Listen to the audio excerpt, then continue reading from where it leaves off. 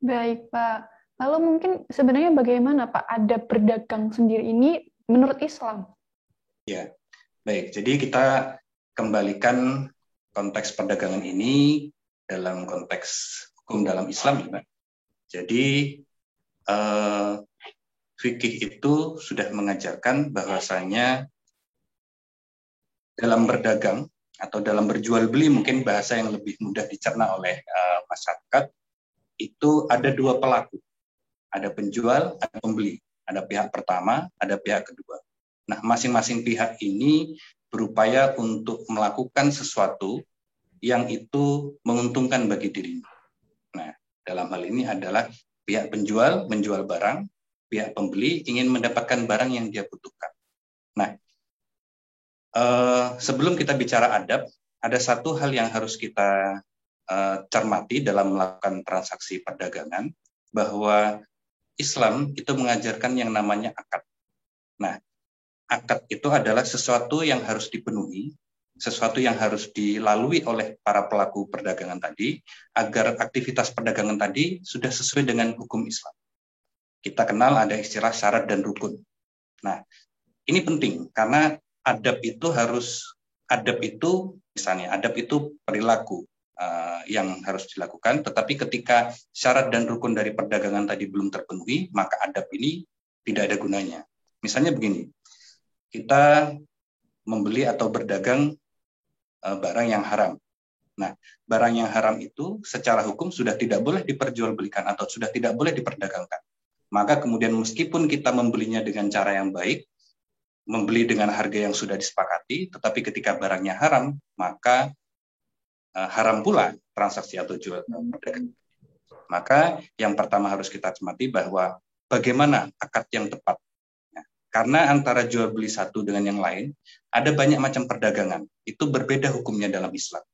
Kita kenal dalam Islam misalnya ada istilah murabahah, ada istilah salam, ada istilah istisna, atau yang dalam istilah sederhana jual belinya itu. Jual beli sederhana, menukarkan barang dengan barang atau menukarkan barang dengan uang atau alat tukar yang lain, itu namanya al-bai', buyu. Nah, itu masing-masing akad tadi memiliki syarat dan rukun tertentu, yang itu berbeda. Nah, misalnya dalam jual beli tunai, maka Islam menyarankan bahwa penjual dan pembeli itu ada dalam satu majelis, ada dalam satu tempat. Barangnya ada, uangnya ada. Nah, itu baik. Tetapi kalau kita bicara salam, maka salam tidak harus ada barangnya secara langsung, karena salam itu jual beli yang istilahnya memesan, atau dalam bahasa sekarang itu apa ya, Pak? Jual Pre-order beli gitu. order, Ada pre-order pre-order. gitu. Nah, pre-order itu secara hukum itu berbeda dengan jual beli biasa. Itu salam, belum murabahah, jual beli tidak tunai dan lain sebagainya. Nah, yang harus kita cermati pertama adalah pada syarat dan rukun dari akad perdagangan tadi.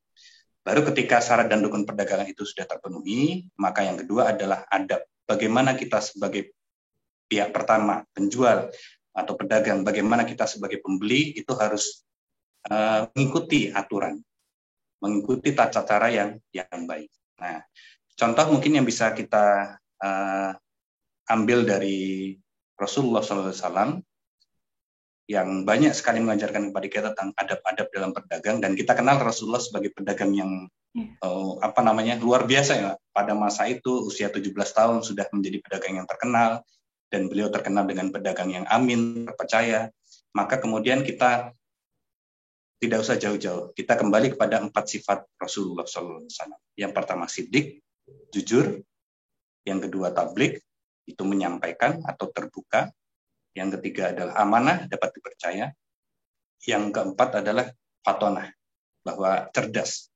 Nah, insya Allah dengan memegang 4 prinsip dari sifat Rasulullah tadi, kita sudah akan bisa menjadi pedagang yang baik, akan menerapkan adab-adab yang baik. Misalnya contohnya, Rasulullah dikenal dengan jujur. Nah, maka Rasulullah itu biasa dalam berbagai riwayat disampaikan bahwa Rasulullah itu menyampaikan bahasanya, kelebihan dan kekurangan dari suatu produk.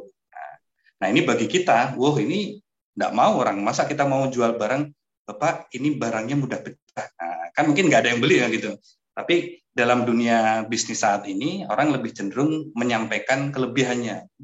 Barang ini bagus, atau kualitasnya super. Tetapi ya tidak ada yang sempurna. Di dunia ini tidak ada yang sempurna, pasti ada kecacatan. Dan Rasulullah mengajarkan kepada kita, salah satu adabnya adalah jujur. Dan bahkan kita sering mendengar riwayat bahwa pedagang yang jujur itu balasannya adalah surga. Tapi itu tadi, Mbak Puput dan Tribuners yang dirahmati Allah, bahwa mungkin kata jujur itu mudah kita ucapkan, tetapi dalam prakteknya ya entah susah, entah berat itu, ya mungkin saya kira Mbak Puput begini saja, suatu ketika atau saya misalnya menjual barang, baik itu baru ataupun second, mau enggak kita dengan mudah mengatakan misalnya, ini saya jual HP misalnya, Pak ini saya jual HP second, ini baru saya beli setahun, ini headsetnya sudah kotor, baterainya sudah drop, kemudian layarnya sudah pecah, kira-kira itu. Nah, itu salah satu bentuk yang itu sudah sering dicontohkan oleh Rasul. Termasuk kemudian yang kedua misalnya amanah. Salah satu contoh amanah ini bahwa ini mungkin karena saya di perguruan tinggi ya Mbak, sering bertemu dengan mahasiswa, atau Mbak Puput juga mungkin mahasiswa dan banyak tribuners yang lain. Ketika kita sedang berjanji untuk melakukan transaksi jual beli atau perdagangan apapun, misalnya kita janji, nanti saya akan datang jam 12. Nah, sebelum jam 12 berarti otomatis barang itu sudah dalam bahasa kita itu keep. Saya keep. Tapi kemudian jam 11 ada orang lain atau teman yang kemudian datang ingin membeli barang tadi dan bahkan berani membayar dengan harga yang lebih. Maka kemudian ketika itu diberikan, nah itu secara adab itu sudah tidak amanah, tetapi secara hukum itu malah berdosa. Karena barang yang sudah dikip itu sebenarnya sudah dalam tanggungan, sudah dalam pegangan. Nah, maka sebaiknya menunggu jam 12, ketika ternyata jam 12 belum hadir, maka silakan. Apakah akan diteruskan jual belinya atau akan dialihkan. Nah, jadi banyak sekali Mbak, cerdas dalam menentukan harga, atau kemudian dalam bahasa sekarang itu kalau kita sering mendengar istilah syarat dan ketentuan berlaku. Nah, itu kadangkala syarat dan ketentuan berlaku itu berlaku sepihak. Nah, itu yang kadangkala bisa merusak dasar atau syarat dan rukun dari suatu perdagangan. Begitu, Mbak. Terima kasih sudah nonton. Jangan lupa like, subscribe, dan share ya.